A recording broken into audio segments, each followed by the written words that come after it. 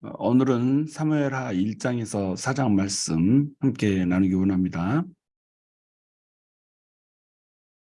1장 사무엘하 1장에 가시면 이제 사울이 죽은 후에라고 하는 말로 시작을 합니다. 사울이 죽은 후에라고 하는 말로 사무엘상과 사무엘하를 구별을 해주죠. 원래 사무엘서는 상하로 구별이 돼 있지 않아요. 그래서 그냥 사무엘서 한 권으로 이렇게 돼 있는 건데 나중에 이제 상하로 구분을 해주고 있는 겁니다. 이게 이제 사울이 죽은 후에라고 하는 말로 두 시대를 구분을 해주는 거죠. 그래서 사무엘 상은 사울의 이 왕이 되었던 시대라고 한다면 사무엘 하는 다윗이 이제 왕이 되는 그 후의 일들을 이제 기록하고 있다 이렇게 생각을 하면 되겠어요. 왕이 되는 과정과 그 이후의 일들을 이제 기록하고 있다 이렇게 보면 되겠죠.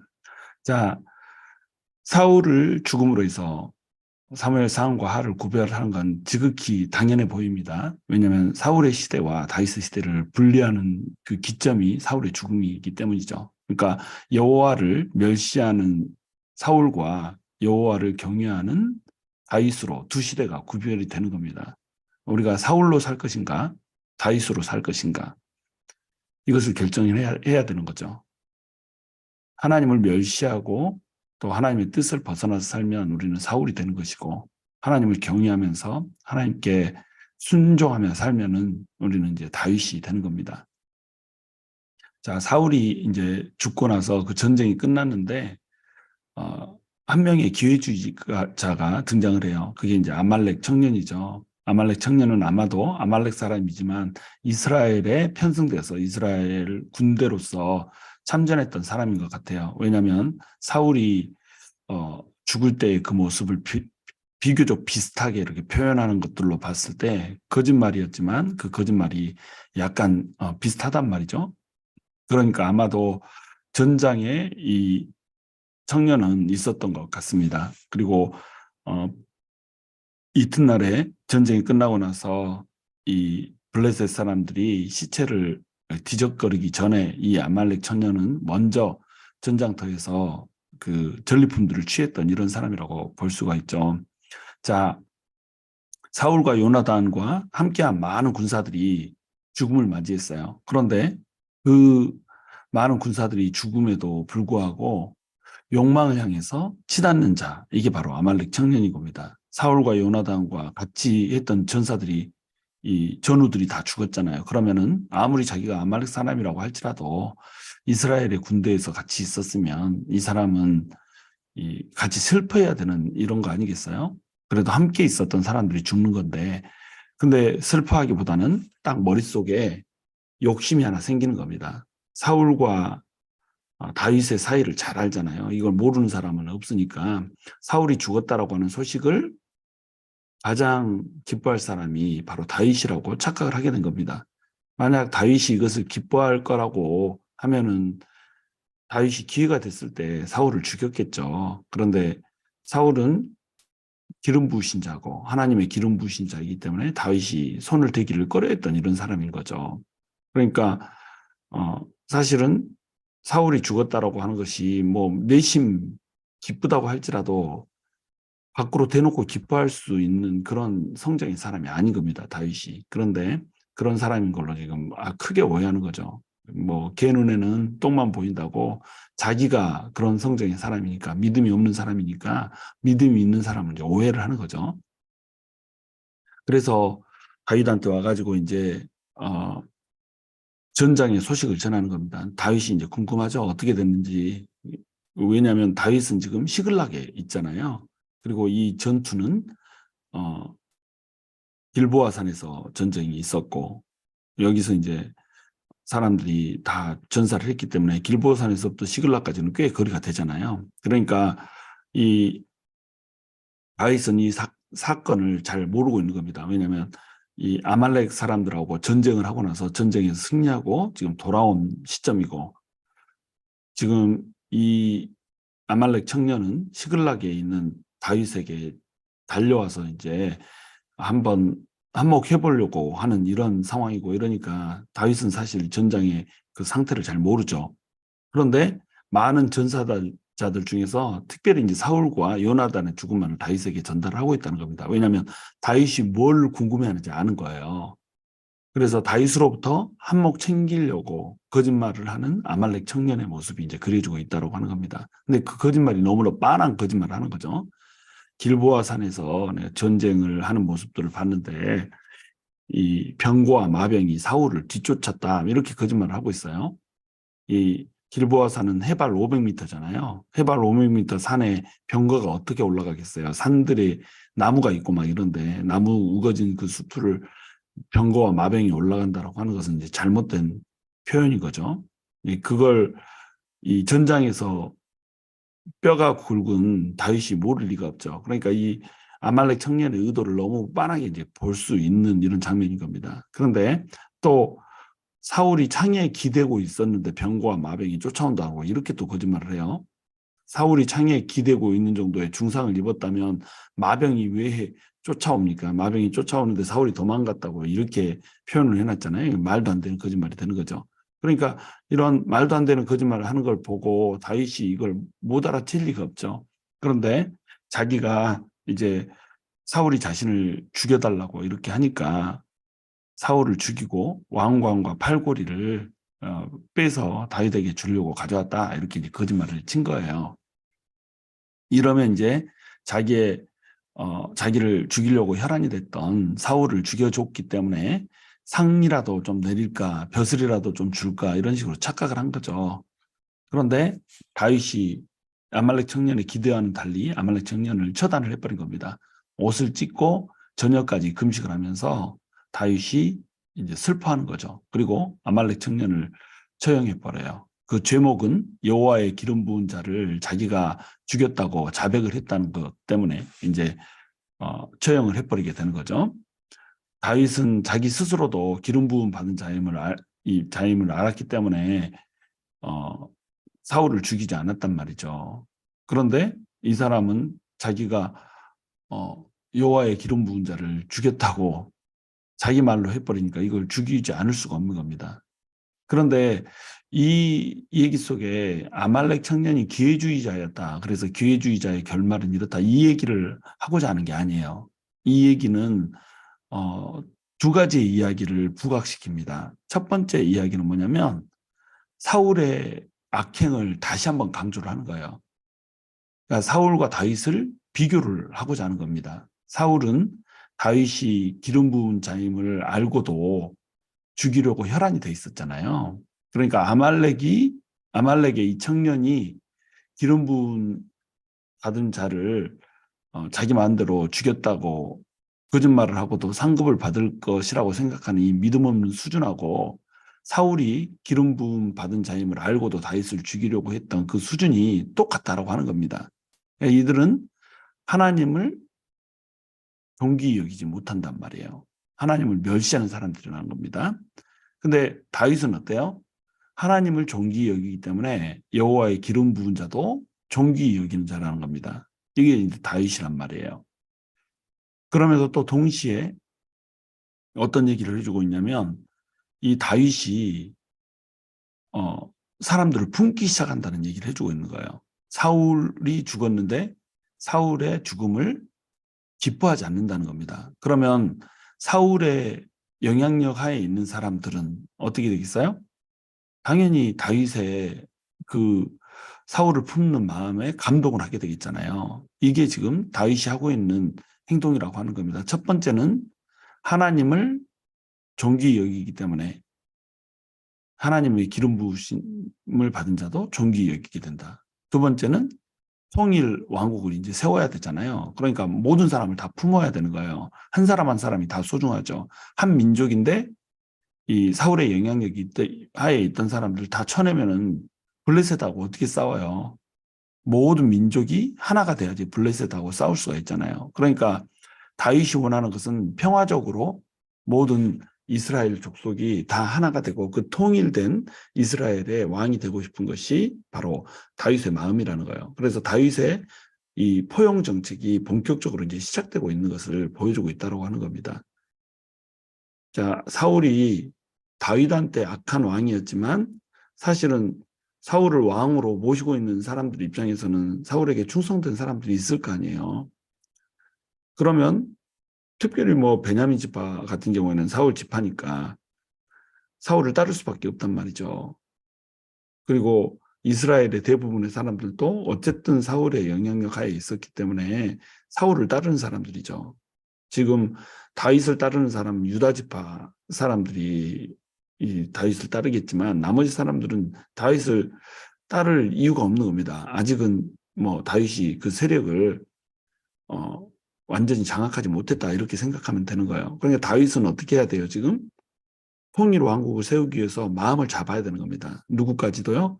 사울의 영향력 하에 있는 사람들까지도 마음을 잡아야 되는 거예요. 그러니까 당연히 사울의 죽음을 기뻐하면 안 되는 거죠. 속으로야 어떤 마음을 품었을지 모르지만 사울의 죽음을 애도해야 되는 겁니다. 근데 다윗의 신앙 영성을 봤을 때 속으로도 사울의 죽음을 슬퍼했었다라고 우리가 볼 수밖에 없는 거예요. 자, 어, 그 다음 절에 이제 보면은 활의 노래라고 하는 것이 이어지고 있습니다. 이 활의 노래는 가장 아름다운 시로 정평이 나 있는 이런 시죠. 사울 왕과 요나단의 죽음을 슬퍼하는 노래. 이것을 이제 활의 노래라고 부릅니다. 야살의 책이라는 책에 활의 노래라고 하는 제목으로 이제 등재가 돼 있죠. 자, 이 활의 노래라고 하는 시를 보면은 사울에 대한 비난의 내용이 전혀 없어요. 자기를 죽이려고 혈안이 돼가지고 그냥 벼룩 잡듯이 뒤지고 다녔음에도 불구하고 그렇게 십수년을 고생하면서 다녔음에도 불구하고 어, 다윗이 전혀 사울을 비난하지 않습니다. 그리고 전적으로 사울이 죽은 것을 슬퍼만 하고 있는 거예요. 그리고 오히려 사울의 공을 칭찬하고 또 그의 이름을 높이고 있다라고 하는 겁니다.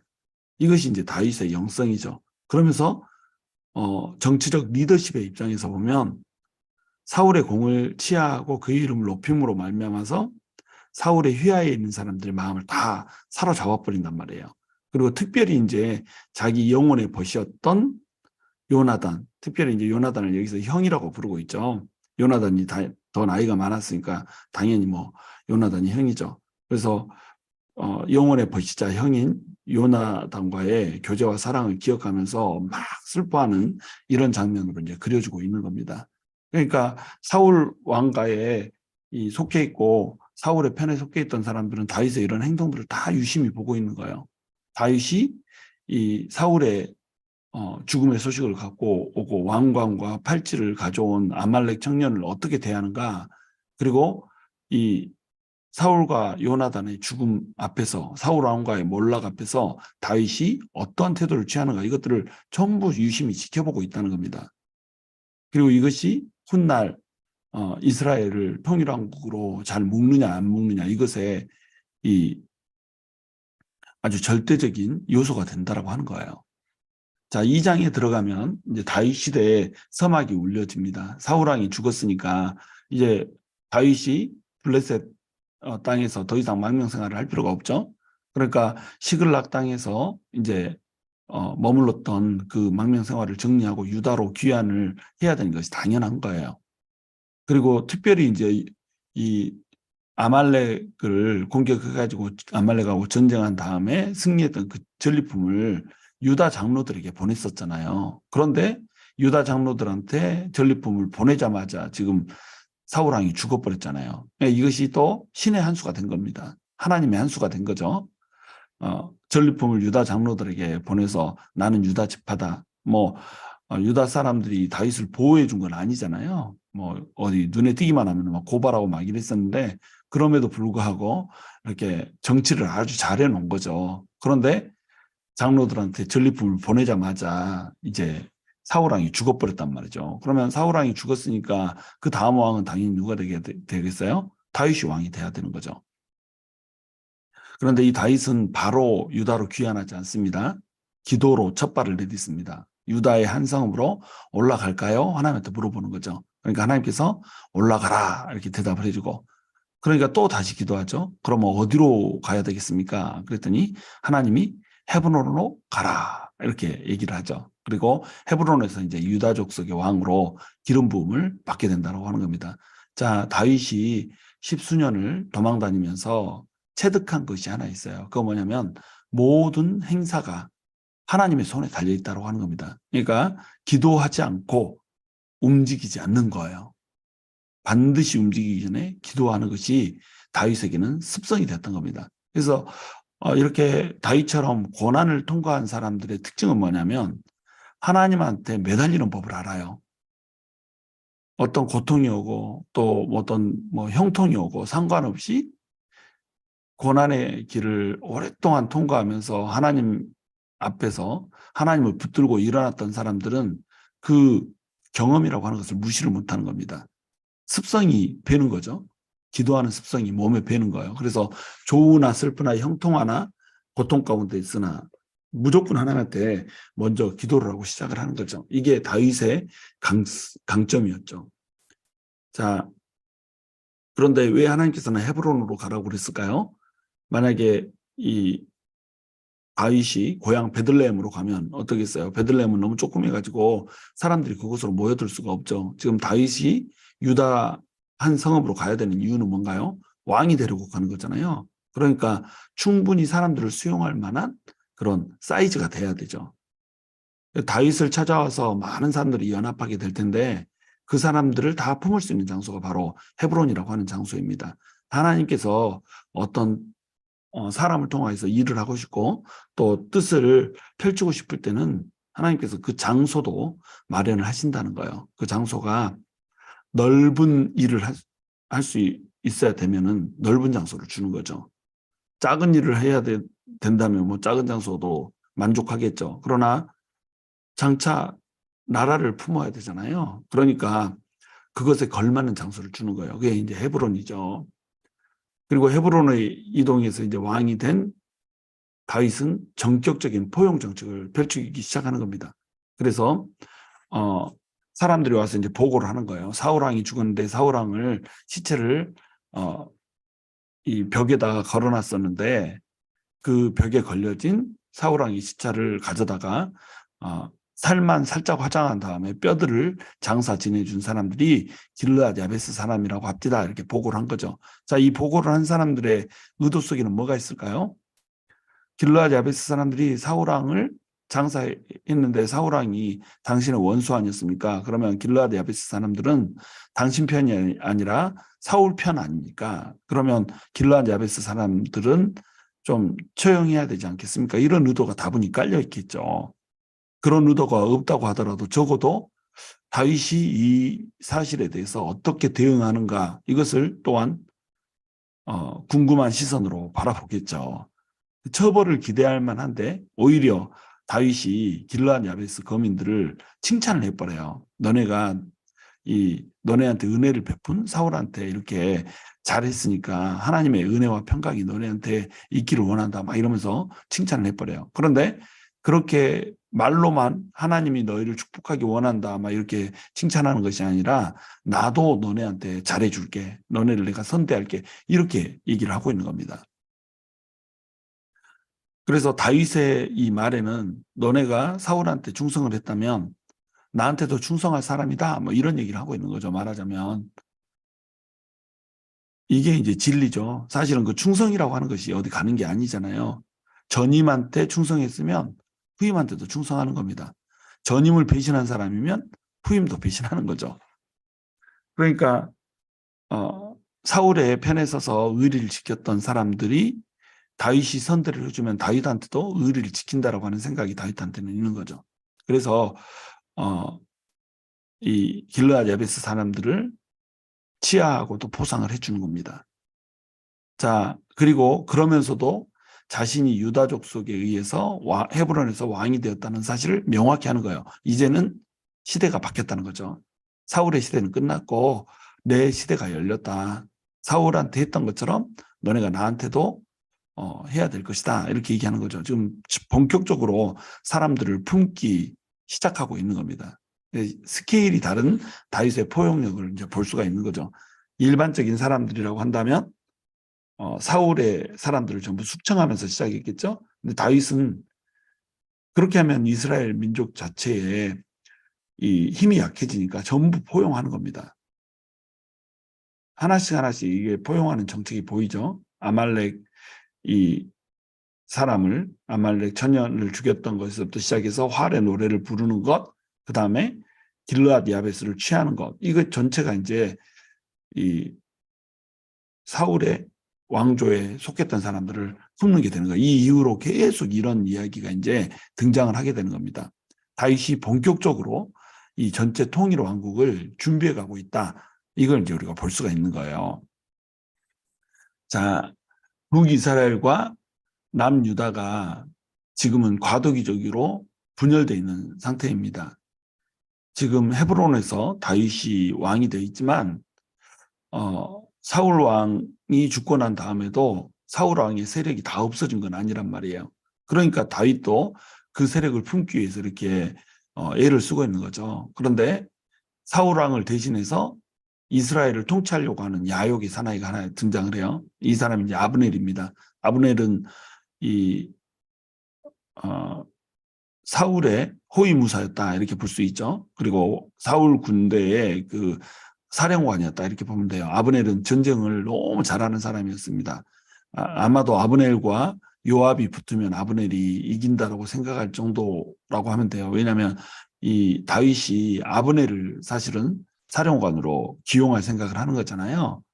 나중에 보시면 이제 그런 의도들을 볼 수가 있는데 아브넬은 그만큼 유능한 사람이었어요. 그런데 이 사람의 이제 단점이 있다면 야욕을 품는다는 겁니다. 자기 이 정욕에 야심에 가득 차 있는 이런 사람인 거죠. 그래가지고 이스라엘을 이제 내가 통치하겠다 이렇게 생각하는 거예요.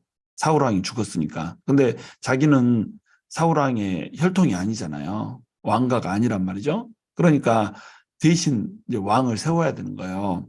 그러려면 사울의 아들 중 하나를 이제 왕으로 세워야 되는데 사울한테 아들이 4명이 있었던 거예요. 첫 번째 아들이 이제 요나단이고 이수이, 말기수야, 소아, 그 다음에 이스보셋 이렇게 4명의 아들이 있어요. 근데 요나단과 이수이와 말기수아는 전부 다 전장에서 죽어버리죠. 이스보셋만 살아남았던 겁니다. 그런데 이 이스보셋을 아브넬이 마하나임에서 꼭두각시 왕으로 이제 삼는 거예요. 왕으로 세우긴 했죠. 사울의 아들이니까. 그런데 다스리기는 누가 다스려요? 자기가 다스린다는 겁니다. 이게 이제 다윗이 왕이 된 후 5년에 이런 일이 벌어지죠. 자, 5년 동안 왜 시간이 걸렸을까요? 이 5년 동안에 이제 회복하는 데 시간이 걸린 겁니다. 군사들을 모으고 블레셋한테 빼앗긴 땅들을 다시 취하고 뭐 이런 시간들이 이제 5년이 걸린 거겠죠. 힘을 다시 기르기 시작한 거죠. 그런데 이 행보를 보면 다윗하고 행보가 영 반대의 행보를 걷고 있다는 거예요. 다윗은 어때요? 기도로 시작하나요? 시글락에서 소식을 듣고 유다의 한 성읍으로 갈까요? 물어보고 가라니까 그럼 어디로 갈까요? 기도로 시작을 하는데 지금은 아브넬은 어때요? 내가 왕이 되겠다라고 하는 욕심을 가지고 자기 마음대로 이스보셋을 왕으로 세워서 가는 겁니다. 그러니까 정반대의 길을 걷고 있는 거죠. 근데 이때 이제 이스보셋의 이름이 뜻이 뭐냐면 보셋이 부끄럽다는 뜻이에요. 이스는 이쉬 들어보셨죠? 이게 사람이란 뜻이죠. 그래서 이쉬 보셋 이러면은 부끄러운 사람 이런 뜻이 되는 거예요. 근데 이 사람의 이제 본명이 에스바알이었죠. 에스바알이란 말은 에스도 이쉬, 애쉬 이렇게 해서 비슷하죠. 이게 사람이란 뜻인가요?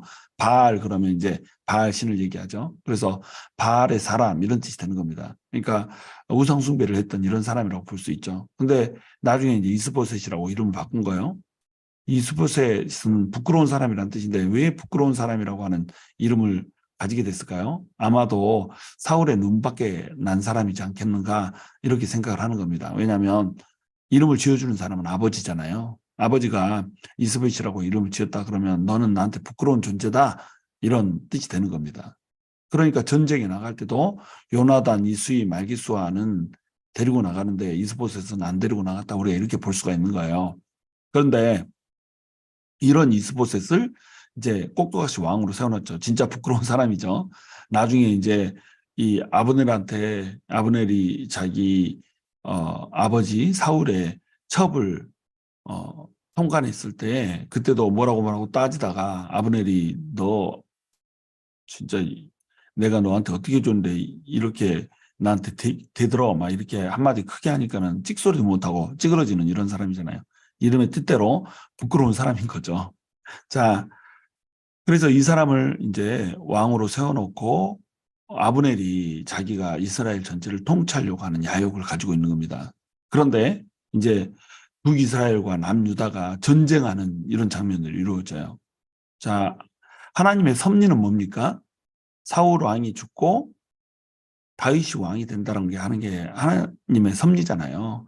다윗이 기름 부음을 받았다라고 하는 거 이것은 다 알아요. 왜냐하면 사울이 이 사무엘에게 왕가가 당신이 이제 왕가가 다 멸망하게 될 것이고 그다음에 사울의 그 왕 자리도 더 마음에 합한 이웃을 뽑아서 이 왕을 세우겠다 이렇게 공개적으로 사무엘이 얘기했단 말이에요. 그러니까 사울 말고 그리고 사울의 아들들 말고 다른 사람이 왕이 될 거라고 하는 사실을 다들 아는 겁니다. 근데 그 다른 사람이 누구예요? 바로 다윗이라고 하는 거예요. 이것도 다들 알죠. 그걸 아니까 이제 사울이 다윗을 쫓아서 그렇게 죽이려고 했던 거고 신탁이 하나님의 섭리인데 사울은 다윗을 죽이면 그 하나님의 섭리가 이루어지지 않을 거라고 생각하는 거예요. 그리고 아브넬 같은 사람들도 이스보셋 같은 사람들도 하나님의 섭리를 거부하는 자들인 거죠. 그리고 그들을 따르는 모든 사람들이 하나님의 섭리를 거부하는 자들인 겁니다. 물론 이제 그 중에는 이 다윗이 왕이 되어야 된다고 생각하는 사람들이 있었죠. 나중에 이제 등장하겠지만 그럼에도 불구하고 이제 이 아브넬이 워낙 힘이 강하기 때문에 그것을 이제 따를 수밖에 없는 거죠. 그러나 여기에 같이 부합됐던 사람들은 전부 하나님의 섭리를 거부하는 자들인 겁니다. 자, 그러면 하나님의 섭리대로 움직이는 자들과 하나님의 섭리를 거부하는 자들이 있으면 어떻게 되겠어요? 당연히 분쟁이 일어날 수밖에 없는 거죠. 다윗은 이러한 전쟁을 하지 않고 다들 하나로 만들고 싶어 해요. 그런데 다윗이 그런 마음을 품고 있다고 하더라도 모든 사람들의 마음이 다윗의 마음에 똑같아질 수는 없는 겁니다. 그러니까 이제 전쟁이 일어나게 되는 거죠.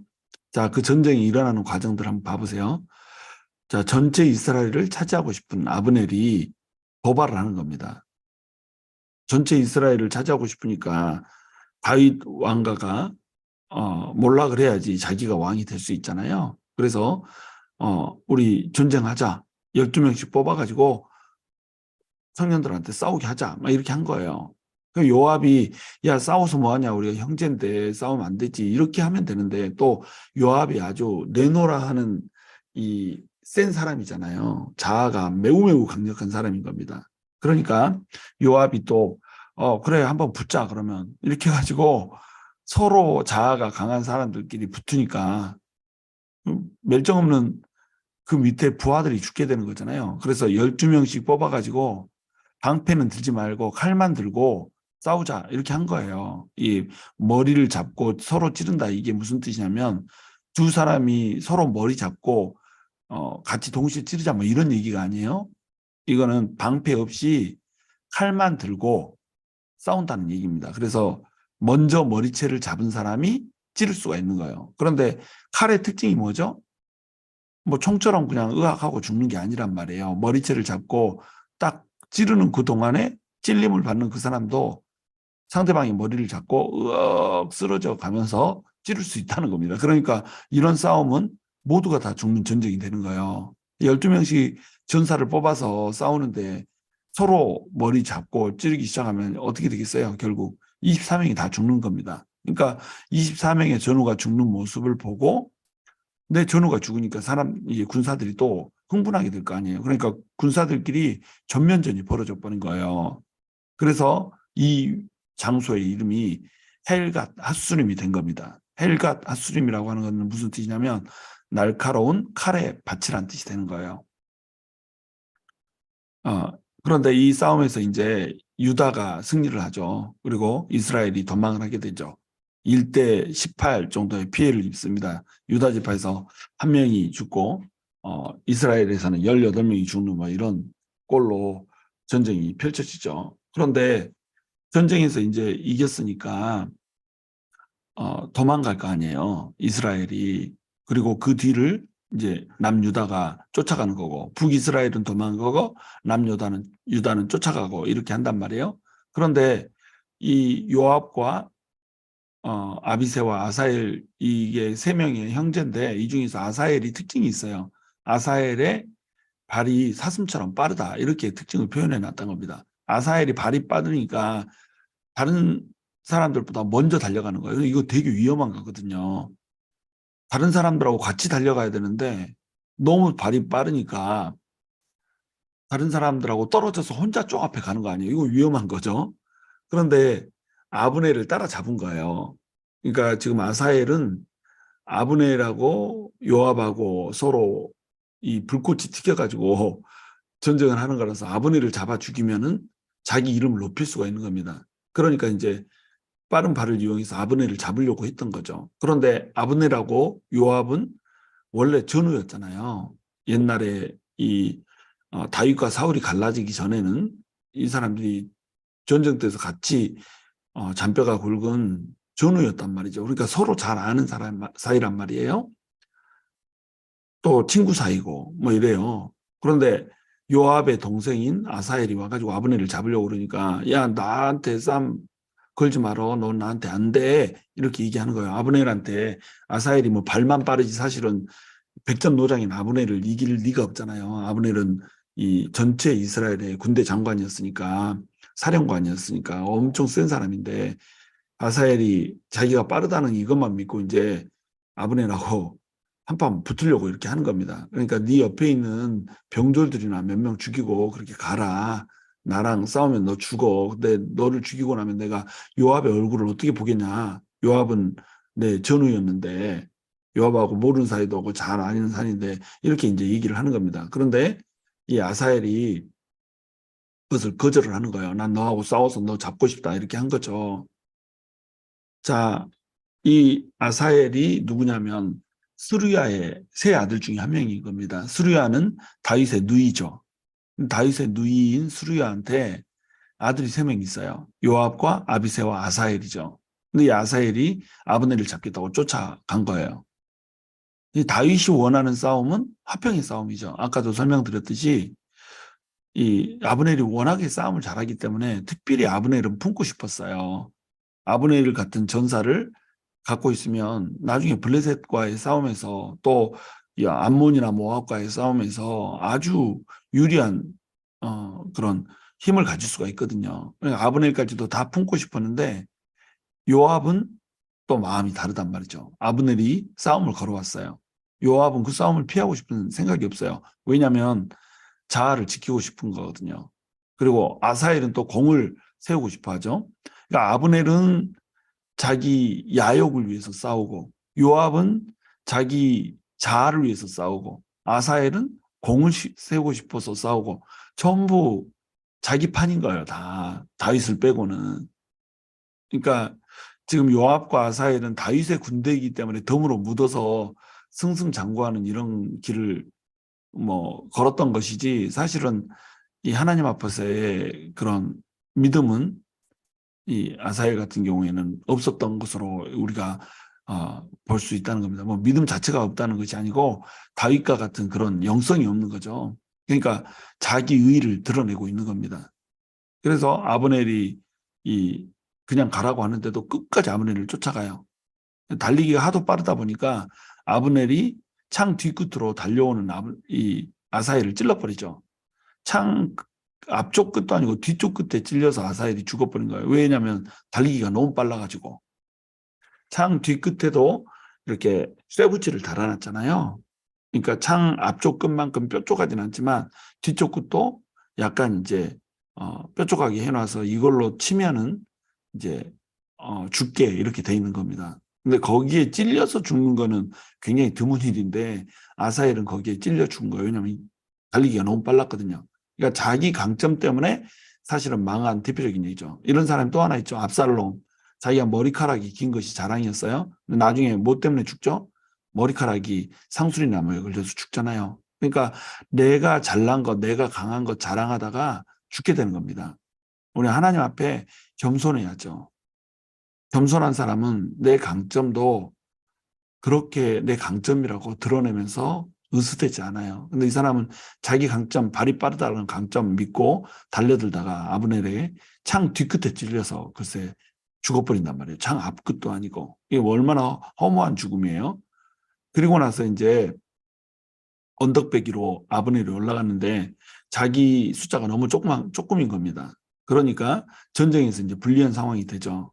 그래서 너네가 형제를 언제까지 쫓아오겠느냐, 우리 형제 아니냐, 이런 식으로 얘기하면서 휴전을 청하는 겁니다. 싸움을 누가 먼저 걸었어요? 아브넬이 먼저 걸었잖아요. 그런데 자, 전쟁에서 불리해지니까 뭐라고 얘기해요? 우리 형제다, 싸우지 말자, 이렇게 얘기하잖아요. 요압은 또 네가 먼저 싸움을 걸었지 내가 먼저 걸었냐 막 이러면서 이제 어 아브넬의 그 말도 안 되는 말에 또 이 싸움에 다시 네 탓이다 이러고 또 서로 탓을 하고 있는 거죠. 자, 여기서 이제 다윗의 신복이 20명이 사망을 해요. 아사엘이 죽었고 19명이 죽어서 더하면 이제 20명이 되는 거죠. 그런데 이스라엘은 몇 명이 죽어요? 360명이 죽죠. 그러니까 1대 18이죠. 한 명 대 18명 이렇게 죽는 겁니다. 그럼 이 다 합하면 얼마예요? 380명이나 죽은 거잖아요. 한 민족끼리 싸워가지고 380명이 죽어야 되겠어요? 근데 왜 이런 일들이 벌어지죠? 정치적 야욕이 있고 자기의가 있고 독단적인 자기 행동이 있고 자기 공의를 세우고 싶은 자기 공명심이 있고 이러면 어때요? 이런 일이 벌어진다는 거예요. 오늘날 교회에서도 자기들끼리 쌈박질이 나는 이유, 마귀하고 싸워야 되는데 마귀하고 안 싸우고 형제 자매들끼리 싸우는 이유 뭐예요? 정치적 야욕, 자기의, 자기 공명심 이런 것 때문에 싸우는 거 아니에요? 내가 드러나고 싶고 내가 높아지고 싶으니까 싸우고 이렇게 된다는 겁니다. 하나님의 섭리 안에서 하나님의 뜻에 순종하면 싸움이 일어날 수가 없죠. 그런데 어느 쪽이 됐건 정치적 야욕을 품고 자기 의를 품고 자기 열심을 품고 또 이 자기 공명심이 높아져 있으면 싸움을 피할 수가 없다는 겁니다. 그러면은 자기들끼리 주고받고 하다가 망해가는 거예요. 그러면 쾌재를 부르는 건 누군가요? 사단밖에 없죠. 마귀밖에 없죠. 마귀 기쁘게 해주는 이런 삶을 우리가 살 수는 없는 거잖아요. 자, 3장. 네. 자, 이제 3장에 가시면은 어, 쇠하여 가는 사울의 집과 강하여 가는 이 다윗의 집의 얘기가 나오죠. 그래서 하나님의 섭리에 순복하지 못하는 사울의 집 사람들이 있기 때문에 전쟁이 이제 오래 가게 되는 거죠. 그리고 이 사울의 집이 점점 쇠하여 가는 이유는 사람이 주인이기 때문에 그래요. 다윗의 집은 하나님의 섭리에 따르고 있기 때문에 강해져 가는 거죠. 그리고 사울의 집은 하나님의 섭리에 순복하지 못하고 어, 사람이 자기 의지에 따라서 이끌어가고 있기 때문에 이 집은 약해져 갈 수밖에 없다는 겁니다. 이 자기 사람이 주인된 그 내용들을 한번 보세요. 처음 보면은 이 아브넬이 이스보셋을 배신하는 장면이 나오죠. 자, 사울의 집에서 아브넬이 점점 권세를 잡아가는 모습으로 이제 나타나고 있습니다. 그런데 아브넬이 자기가 점점 권세를 잡아가고 있으니까 이제 진짜로 자기가 왕이 되고 싶은 거예요. 그러니까 사울의 첩이었던 리스바와 통간을 해버린 겁니다. 이 뭐 리스바가 특별히 이뻤기 때문에 통간을 한 것이 아니에요. 어, 이건 여자와의 통간의 문제가 아니고 리스바가 사울의 첩이었으니까 사울의 여자잖아요. 왕의 여자란 말이에요. 그럼 왕의 여자를 취하면 어떻게 되죠? 내가 이제는 왕이다. 이것을 선포하는 행위가 되는 겁니다. 그러니까 이스보셋이 화가 난 거예요. 사울의 첩이었던 리스바를 어, 지금 통간했다. 이 말은 리스바를 위해서 지금 항변을 하는 게 아니에요. 내가 왕인데 왜 네가 왕이라고 얘기하냐 이런 뜻이 되는 겁니다. 그래서 아브넬한테 왜 나의 아버지의 여자를 취했냐 이러고 항변을 한 거예요. 그러니까 아브넬이 또 적반하장이라고 이스보셋한테 다시 이제 화를 내게 되는 거죠. 여호와께서 다윗에게 맹세하신 대로 이루게 하지 않으면 하나님께서 나에게 벌을 내릴 것이다. 막 이렇게 하면서 아브넬이 이제 얘기를 하는 겁니다. 자, 어, 다윗에게 맹세하신 거라고 하는 건 뭐예요? 온 이스라엘에 다윗이 왕이 되게 하겠다는 그거잖아요. 그 맹세한 대로 하겠다는 거예요. 그러니까 네가 왕이 아니라 네가 그런 식으로 나한테 얘기했으니까 다윗을 내가 왕으로 세우고 내가 바위 밑에서 한 자리 해먹겠다 이런 뜻이 되는 거죠. 왜냐하면 지금 점점 사울의 집이 쇠하여 가잖아요. 그러니까 사울의 집이 쇠하여 가는데 이 쇠하여 가는 집에 왕 해봤자 필요가 없겠는 거죠. 그러니까 아예 아싸리 이렇게 전체 통일 왕국의 가장 중요한 요직을 차지하면 그것이 더 낫겠다라고 판단을 한 겁니다. 그러니까 이제 이런 말을 한 거죠. 이렇게 말하는데 이스보셋이 아브넬이 두려워서 단 한마디도 이제 하지를 못하는 거예요. 그러니까 어, 아브넬이 이제 다윗한테 전령을 보내가지고 다윗과 손을 잡으려고 시도를 하는 겁니다. 그러니까 통일왕국에서 한 자리 해보겠다 이거죠. 자, 그러니까 또 다윗이 이것을 기다렸다는 듯이 그 함께 하겠다는 그 징표로 미갈을 데리고 오라고 요구를 하는 겁니다. 미갈은 사울이 다윗이 도망 생활을 할 때에 원래 다윗의 첫 번째 아내가 미갈인데 이게 사울의 딸이었죠. 근데 사울이 미갈을 발디엘이라고 하는 사람한테 줘버린 거예요. 그 전에는 뭐 발디라고 나왔는데 하여튼 이 발디엘이라고 하는 사람한테 줘버렸는데 이 발디엘한테 준 미갈을 나한테 다시 데려오라는 거죠. 근데 이것을 아브넬이 아닌 이스보셋한테 데려오라고 요청을 한 겁니다. 왜냐하면 여기서의 왕은 누구예요?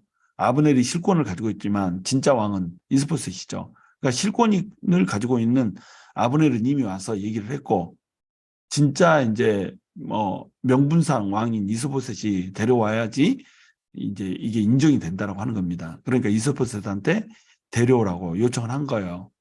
그러니까 이스보셋이 발디엘한테서 미가를 뺏어가지고 이제 데려오는데 발디엘이 막 쫓아오면서 울고 막 이러잖아요. 이걸 보면서 발디엘이 되게 불쌍하다 막 이렇게 생각하고 또 다윗 나쁜 사람 막 이렇게도 생각하고 막 이러는데 그렇게 생각하면 안 돼요. 왜냐하면 원래 미갈은 다윗의 것인 겁니다. 그리고 미갈이 다윗한테로 와야지 이 북이스라엘이 처음부터 자기 것이었다라고 하는 것 이것을 증명할 수가 있는 거예요. 왜냐하면 사위로 삼았었잖아요. 미갈을 줌으로써 사위로 이제 삼았기 때문에 부마란 말이에요. 그러니까 다윗한테도 사실은 힘이 있는 겁니다. 그런데 지금 이스보셋이 다스리고 있는 이 나라 이 나라가 아브넬이 너한테로 다시 돌리겠다 이렇게 했으면 이스보셋이 미가를 데려다 줘야 되는 거예요. 그래야지 이 사울의 아들인 이스보셋이 그 왕권을 포기하고 다윗한테 넘겨준 걸로 이 정책적으로 이렇게 되는 겁니다. 정치적으로. 그러니까 이제 이스보셋한테 데려오라고 이렇게 얘기를 했던 거죠. 자, 그래서 이제 아브넬이 드디어 다윗한테 찾아오는 이런 장면입니다. 그래서 이스라엘 장로들한테 먼저 찾아가죠. 이스라엘 장로들은 아브넬이 말하는 것을 내용으로 이제 살펴봤을 때 원래 다윗이 왕이 되기를 원했었어요. 그런데 아브넬이 이것을 방해했었죠. 그래가지고 그 힘으로 이제 이스라엘 장로들을 휘어잡아가지고 자기 사람들이 되게 이렇게 했던 겁니다. 그런데 이스라엘 장로들한테 찾아가서 너네들이 그토록 원했던 대로 이제 다윗을 왕으로 삼자 이렇게 얘기한 거죠. 또 베냐민 사람들은 사울이 태어난 지파잖아요. 사울의 지파니까 어, 베냐민 사람들은 사울의 편이었을 거란 말이에요. 제일 처음에는. 그런데 뭐 사울이 죽고 나서는 다윗이 왕이 되었으면 했던 거예요. 그래야지 이제 블레셋에게서 또 평화를 유지시켜 줄 수 있고 이럴 것 같으니까 베냐민 사람들도 다윗이 왕이 되기를 원했던 거죠. 근데 아브넬이 사울이 왕인데 어디 다윗을 왕으로 세우려고 그래요. 베냐민 집안은 그래도 혈통은 지켜야지 막 이러면서 이 아브넬이 또 막았었던 겁니다. 그런데 베냐민 사람들도 원하는 대로 해라 이렇게 말하고 나서 헤브론에 있는 다윗한테 가가지고 이스라엘 장로들도 베냐민 사람들도 또 다 당신이 왕이 되기를 원합디다 이렇게 이제 얘기를 한 거예요. 다윗은 이제 아브넬이 그 야욕을 갖고 있는 것을 알죠. 그러나 아브넬을 품어야 되는 겁니다. 왜냐하면 아브넬이 훌륭한 전사고 이 전사를 데리고 있어야지 이 전체 평화 통일 후에도 막강한 파워를 가질 수가 있는 거예요. 그리고 아브넬이 거느리고 있는 또 사람들이 있고 아브넬을 따르는 사람들이 있잖아요. 워낙 훌륭한 장수이기 때문에. 그러니까 이 사람을 품어야 나머지 사람들도 같이 굶을 수가 있는 거죠. 그래서 아브넬을 데려다 놓고 이제 잔치를 배설해 주는 겁니다. 그러니까 아브넬이 온 이스라엘 무리를 모아서 내가 당신을 왕으로 모시겠습니다. 이러고 이제 간 거예요. 그러니까 이제 아브넬을 다윗은 이제 평안히 내보냈죠. 잔치 베풀어주고 평안히 보냈어요. 그런데 요압이 전쟁에 나가서 전리품을 가지고 딱 돌아왔는데 아브넬이 다윗을 찾아왔다가 갔다는 거예요. 아브넬은 근데 요압의 편에서 볼 때는 동생 아사헬을 죽인 원수잖아요.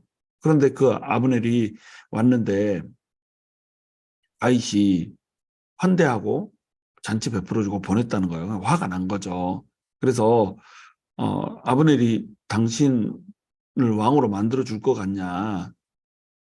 당신을 정탐하러 왔는데 속아가지고 잔치 베풀어주고 평안히 내보냈다. 이러고 이제 책망을 한 겁니다. 그러니까 어, 이 요압이 사실은 다윗이 왕인데 지가 힘을 쓰고 있는 거예요. 이스보셋을 왕으로 세워놓고 아브넬이 그렇게 힘쓰는 것처럼 요압도 다윗이 왕인데 자기가 왕한테 지금 책망을 하고 있잖아요. 그러니까 요압은 다윗에게 있어서 굉장히 힘이 되는 이런 사람이긴 했어요. 워낙에 유능했기 때문에. 근데 요압이 컨트롤이 안 되는 거예요. 통제가 안 되는 겁니다. 요압이 힘이 너무 좋았어요. 그 밑에 거느리고 있는 수하들도 너무 많고, 그러니까 파워가 있었던 거죠. 다윗이 요압을 마음대로 하지 못하는 겁니다. 근데 요압이 자기가 좀 힘이 있다는 이유로 왕을 왕의 뜻을 거역하고 비밀리에 아브넬을 헤브론으로 돌아오게 만드는 거예요. 자, 뭐 친하게 이제 우리 뭐 잘 지내보자 할 말이 있다 막 이런 식으로 해가지고 데려온 다음에 동생 아사엘을 죽인 그 복수를 해버린 겁니다. 칼로 찔러서 아브넬을 죽여버린 거죠. 그것도 뭐 둘이 뭐 우리 결투를 한번 하자 뭐 이런 식으로 남자답게 한 것도 아니고 친하게 친구인 것처럼 이렇게 불러놓고 아니 방심하고 있는데 그냥 칼로 찔러서 죽여버린 게 얼마나 비겁해요. 이렇게 해서 아사엘의 복수를 해버린 거죠. 그러니까 이 사실을 나중에 듣고 나서 다윗이 요압을 이제 이 저주하는 장면이 나오죠. 배딱병자가 끊이지 않게 해주고 문둥병자가 끊이지 않게 해주고 뭐 다리를 저는 자가 뭐 끊이지 않게 해주고 뭐 전쟁에서 맨날 칼에 맞아 죽는 사람들이 끊이지 않게 해주고 막 이런 각양각색의 저주를 하는 장면이 나오죠. 자, 저주를 하는 이런 장면은 왜 그럴까요? 다윗이 아직 힘이 없어요. 그래서 요압에게 이게 어떤 무슨 처분을 할 수가 없는 겁니다. 워낙에 요압이 힘이 강하기 때문에. 자, 그래서 이제 아브넬을 다윗이 장사를 해주는 장면이 나옵니다. 왜냐하면 지금 아브넬이 헤브론에 있는 다윗을 찾아갔다가 죽음을 당한 꼴이 된 거잖아요. 그러면 아브넬을 다윗이 장사를 해주지 않으면 사람들은 다윗이 아브넬을 죽였다라고 오해를 하는 거예요. 그러면 전체 이스라엘을 통일하고 싶은 이 다윗의 마음이 실패로 가버리게 되잖아요. 그래서 요압과 모든 백성들에게 옷을 찢고 굵은 배를 띠고 아브넬의 죽음을 애도하라고 명령을 한 겁니다. 그러니까 뭐 국가장 같은 그런 장례식을 이제 펼쳐주고 있는 거죠. 그래서 아브넬을 헤브론에 장사를 해주고 그 죽음을 애도를 해주는 거예요. 그리고 해지기 전까지 금식을 하죠. 사람들이 밥 먹으라고 막 이러는데 내가 해지기 전까지 밥을 먹으면은 하나님께서 나를 뭐 저주하기 원하노라 막 이렇게 하면서 그냥 제대로 슬퍼하는 모습을 보여주는 겁니다. 그러니까 모든 백성들이 이제 다윗을 보고 기뻐하는 거죠. 아브넬을 죽인 것이 다윗이 아닌 것이 증명이 됐고 아브넬의 죽음을 다윗이 슬퍼하는 것, 그를 위해서 금식하는 것도 증명이 됐고 이게 다 증명이 된 거예요. 다윗은 지금 뭘 하고 있어요? 전체 통일왕국을 세우고 싶은 그 기초를 다져가고 있는 겁니다. 참 대단한 사람이죠. 그런데 스루야의 아들들이 다윗의 이런 뜻에 거역해서 지들 멋대로 사는 거예요. 이런 사람들이 있으면 항상 힘들어지는 겁니다. 뭐 열심히 하고 능력이 있고 이러니까 큰 도움이 되죠. 때에 따라서는. 근데 때에 따라서는 지 힘을 너무 믿고 왕의 그 뜻에 거슬려서 해버리기 때문에 오히려 이 사람들이 더 문제가 돼버리는 거예요. 그래서 다윗도 이제 얘기하죠. 스루야의 아들들이 힘이 너무 강하여 제어하지 못하므로 내가 하나님께 이 이들의 판단을 심판을 맡긴다 이렇게 하면서 하나님한테 의뢰하라 하죠. 이게 이제 가장 좋은 태도인 겁니다. 뭐 힘이 안 될 때는 하나님 손에다 맡기는 수밖에 없어요. 하나님이 이제 알아서 해결을 해주시죠. 근데 아직 요압은 할 일이 많아요. 사실은 뭐 이렇게 통제가 안 되고 컨트롤이 안 되고 이런 문제가 있긴 하지만 아직 이스라엘을 위해서 할 일이 많은 또 뛰어난 전사이기 때문에 요압까지 뭐 죽고 막 이러면 안 되죠. 그러니까 하나님이 또 내버려 두는 겁니다. 요압도 또 아비새도 다 내버려 두는 거죠. 이들이 용사 중에 용사였잖아요. 그래서 각각 전쟁터에서 아주 큰 업적들을 세우게 되는 겁니다. 그리고 그것들이 다 했을 때 이스라엘이 이제 부강해지고 솔로몬한테 그 힘이 넘어갈 때에 그때 이제 요압을 처분하는 장면으로 이제 그려지죠. 하나님 아주 빈틈없이 나중에 반드시 갚는 이런 장면을 우리가 볼 수가 있는 겁니다. 4장에 가면은 이제 이스보셋이 살해되는 장면이 나와요. 아브넬이 죽었어요. 그러니까 이제 아브넬이 죽었다는 얘기 듣고 자기의 이 보호막이 됐던 아브넬이 죽었으니까 힘이 탁 풀린 거죠. 예, 그래가지고 있는데 낮잠을 자고 있는 그 틈에 어, 이스보셋의 군 지휘관들 중에 바나와 레갑이라고 하는 사람이 와가지고 이스보셋을 살해를 해버린 겁니다. 근데 이 사람이 이제 브에롯 사람이라고 돼 있죠. 브에롯은 원래 히위 족속이었어요. 여호수아가 이 가나안을 정복할 때 화친을 맺은 사람들 있잖아요. 왜 기브온 사람들 그 기브온 사람들이 주동이 돼서 했었고 그때 같이 화친을 맺은 도시가 4개의 도시가 있는 거예요. 그 도시 중에 하나가 이제 브에롯인 겁니다. 그러니까 원래는 이 사람들은 히위 족속인데 이스라엘로 동화가 됐던 거예요. 그런데 이스보셋의 군 지휘관을 하고 있으니까 꽤 출세한 사람들이라고 볼 수가 있는 거죠. 이 사람들이 이제 배신을 때리고 이스보셋을 죽여버린 겁니다. 그리고 이스보셋의 목을 들고 헤브론으로 가서 다윗 왕한테 바치게 된 거죠. 이들도 이제 오해를 한 거예요. 다윗 왕한테 이스보셋을 바치면 좋아할 거라고 생각한 거죠. 근데 다윗 왕은 또 그런 사람이 아니잖아요. 그래서 악인이 의인을 죽였다 막 이러면서 두 사람을 처형해 버립니다. 그리고 그 두 사람의 수족을 베어서 헤브론 목가에다 매다른 거죠. 자, 이스보셋을 죽인 사람들의 수족을 매달았다. 이렇게 하면 어떻게 될까요? 바나와 레갑은 브에롯 사람이기 때문에 그렇게 영향력이 있는 사람이 아니에요. 원래 이스라엘 족속이 아니고 종로로 다는 사람들이어야 되잖아요. 히위 족속이기 때문에 파친을 맺어서 이렇게 이스라엘로 들어온 사람들이기 때문에 이 사람들은 그렇게 영향력 있는 사람들이 아니라는 겁니다. 그런데 이스보셋은 어때요? 사울 왕가의 아들이잖아요. 그래도 4명의 아들 중에 마지막 아들이었기 때문에 이스보셋을 위해서 이렇게 했다 그러면 어때요? 이스보셋 밑에 따르던 그 사울왕과의 편을 들었던 사람들은 전부 다윗에게 마음을 내줄 수밖에 없다라고 하는 겁니다. 자, 그리고 이제 악인이 의인을 죽였다 이렇게 얘기를 하면 어때요? 사실 이스보셋이 의인은 아니잖아요. 그런데 의인이라고 축켜 세워주는 겁니다. 이렇게 축켜 세워주면 어떻겠어요? 이스보셋 휘하에 있는 사람들 그쪽에 사울 왕가에 있는 사람이 그래도 왕의 아들이니까 당연히 왕을 해야 되지 이렇게 생각했던 사람들도 전부 다윗을 존경할 수밖에 없는 거예요. 그러니까 다윗은 사람들의 마음을 지금 한 곳으로 모으는 일들을 하고 있는 겁니다. 이 탁월한 리더십이죠. 리더십은 이래야 되거든요. 리더십은 자기 마음에 있는 대로 이렇게 모든 것을 뱉는 사람이 아니고 어떻게 하면 통일될 수 있을까? 어떻게 하면 연합할 수 있을까? 어떻게 하면 하나 될 수 있을까? 이걸 고민하는 거죠. 그러니까 이스보셋이 그렇게 의인이 아닌데 의인이라고 칭해주는 거예요. 그리고 헤브론에서 또 장사를 지내가지고 아브넬의 무덤에다가 매장을 같이 해주는 거죠. 자, 그러면서 이제 요나단의 아들 무비보셋을 잠깐 막간에 이제 소개를 하고 있습니다. 왜냐하면 이스보셋은 이제 죽을 사람이기 때문에 이스보셋이 죽기 전에 무비보셋을 이제 소개를 시켜주는 거죠. 그러면서 이제 이스보셋 대신에 무비보셋이 사울의 그 핏줄을 잇게 될 거라고 하는 것을 보여준 겁니다. 근데 이 무비보셋이 누구예요? 요나단의 아들이었던 겁니다. 이 사람의 본명은 무립바알이에요. 무립바알이라는 뜻은 바알은 그대로고 무립이 영웅이라는 뜻이잖아요. 그래서 바알의 영웅, 이 우상 숭배하는 이름이죠. 이 앞에 그 이스보셋의 이름은 또 뭐였어요? 에스바알이었잖아요. 바알의 사람. 그러니까 바알 숭배를 했던 것을 우리가 볼 수가 있는 겁니다. 근데 이름을 이제 바꿨죠. 무비보셋으로 바꿨어요. 이름의 뜻이 뭐예요? 부끄러움을 해치는 자 이런 뜻이 되는 겁니다. 이스보셋은 부끄러움의 사람 이런 뜻이죠. 무비보셋은 부끄러움을 해치는 자 이런 뜻이 되는 거죠. 지금 사울 왕가가 부끄러움을 당하고 있어요.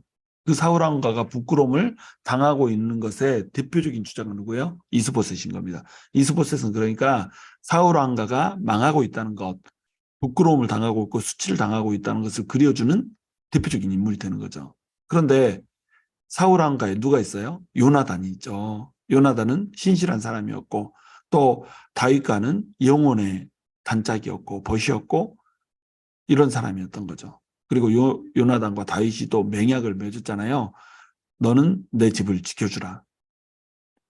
그래서 이름이 무비보셋이죠. 사울의 왕가에 임한 부끄러움을 해치워주는 마지막 사람이 되는 겁니다. 이 무비보셋이. 그래서 무비보셋의 이름의 뜻이 부끄러움을 해치는 자 이렇게 되는 거예요. 참 멋지죠. 이스보셋, 무비보셋 하면서 이 이름을 가지고 하나님께서 이 사울 가문을 보여주고 있는 거죠. 이스보셋을 통해서 사울이 망했다. 그러나 요나단을 통해서 사울의 부끄러움이 해쳐지고 있다. 사울의 씨가 이어지고 있다. 이걸 이제 보여주고 있는 겁니다. 이 사람은 요나단이 죽었다는 소식이 딱 전해지니까 유모가 다급하게 안고 도망가다가 떨어뜨려 버리죠. 그래서 다리를 절게 돼버린 게 무비보셋입니다. 당시 이 무비보셋 나이가 5살 때죠. 그런데 이 요나단과의 맹세를 지키기 위해서 나중에 다윗이 선대하여서 요나단의 핏줄을 이어가는 이런 장면으로 이제 나중에 보면은 이어지게 된다라고 하는 겁니다. 자, 오늘 우리 4장까지 내용에서 우리가 뭘 볼 수 있습니까? 통일 왕국을 세워가고자 하는 다윗의 움직임을 볼 수가 있어요. 다윗은 하나님의 기름 부음을 받은 왕이죠. 하나님의 기름 부음을 받은 왕이기 때문에 온통 관심이 어디 있어요? 하나님의 나라에 관심이 있어요.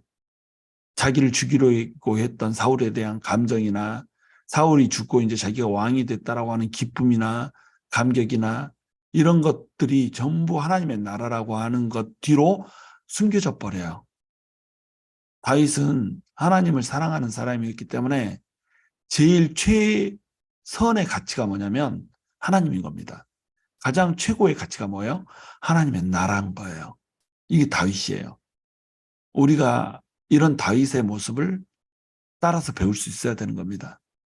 자기의 모든 감정도 판단도 유익도 전부 하나님의 나라 뒷전이란 말이에요. 너희는 먼저 그 나라와 일을 구하라. 그러면 이 모든 것을 너희에게 더하시리라. 다윗이 하나님의 나라를 먼저 구하니까 어때요?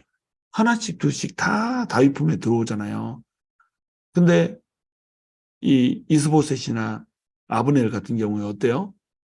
자기가 차지하려고 애를 쓰잖아요. 그러다가 아브넬도 살해당하죠. 이스보셋도 살해당하죠. 또 아사엘도 자기 힘 믿고 까불다가 죽임당하죠. 전부 그렇게 되는 거예요. 하나님의 나라를 먼저 생각하고 하나님의 의를 먼저 생각하는 다윗은 어때요? 모든 것이 다 다윗의 그런 선한 방향으로 다윗에게 좋은 방향으로 전부 하나님의 섭리 가운데서 흘러가잖아요. 이렇게 된다는 겁니다. 먼저 하나님의 나라와 의를 구하면 그 모든 것을 하나님께서 더해 주시는 거예요. 근데 하나님의 나라는 뒷전이고 내 나라가 앞서면 나는 망할 수밖에 없다라고 하는 이야기를 오늘 사무엘하 1장에서 4장에서는 보여주고 있는 겁니다. 우리가 하나님의 나라를 먼저 생각하고 하나님의 의와 영광을 먼저 생각함으로 그 모든 것을 더하게 되는 하나님의 은혜를 입게 되기를 주님의 이름으로